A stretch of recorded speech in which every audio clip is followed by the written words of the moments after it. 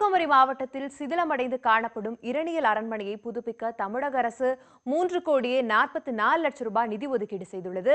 அதை பற்றி ஒரு செய்தி தொகுப்பை பார்க்கலாம். கன்னியாகுமரி மாவட்டம் திங்கள் சந்தை அருகே உள்ளது இரணியல் அரண்மனை. இந்த அரண்மனை தற்போது சிதிலமடைந்து மிக மோசமான நிலையில் உள்ளது. குமரி மாவட்டம் தாய் தமிழகத்துடன் இணைந்த பின் பத்மநாபபுரம் அரண்மனை கேரளா அரசின் கட்டுப்பாட்டிலும், இரணியல் அரண்மனை தமிழக அரசின் கட்டுப்பாட்டிலும் இருந்து வருகிறது. கேரள அரசு பத்மநாபபுரம் அரண்மனையை மிகச் சிறப்பாக பராமரித்து அதனை சுற்றுலா தலமாக மாற்றியுள்ளது. ஆனால் தமிழக அரசிடம் உள்ள இரணியல் அரண்மனை கடந்த 25 ஆண்டுகளுக்கும் மேலாக எந்தவித பராமரிப்பு பணிகளும் செய்யப்படாததால் சிதிலமடைந்து மிக மோசமான நிலையில் காணப்படுகிறது.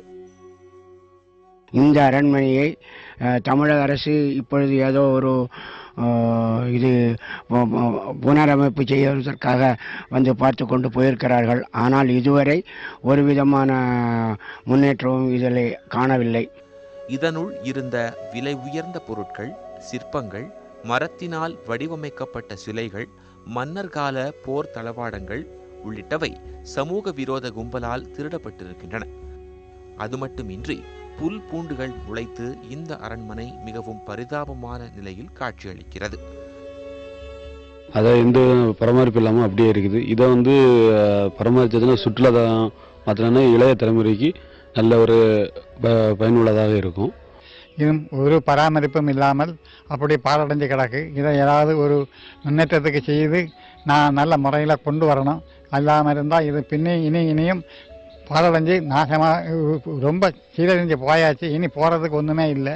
அதனால் அதை நேரத்தை யாராவது வந்து எடுத்து பராமரித்து அதை விருத்தியாக்கி அதை பத்னாரம் கொட்டாரம் போல சுற்றாத பிரயாணத்துக்கு ஏதாவது ஒரு வழி செய்யணும்னு கேட்டுக்கொள்கிறேன். இந்நிலையில் இரணியல் அரண்மனையை தொன்மை மாறாமல் புதுப்பிக்க தமிழக அரசு 3,44,00,000 ரூபாய் நிதி ஒதுக்கியுள்ளது. அரண்மனையை மீட்டமைக்கும் பணி விரைவில் தொடங்கப்பட இருப்பதாக அதிகாரிகள் தெரிவித்திருக்கின்றனர். இது குமரி மாவட்ட மக்களிடையே மிகுந்த மகிழ்ச்சியை ஏற்படுத்தியுள்ளது.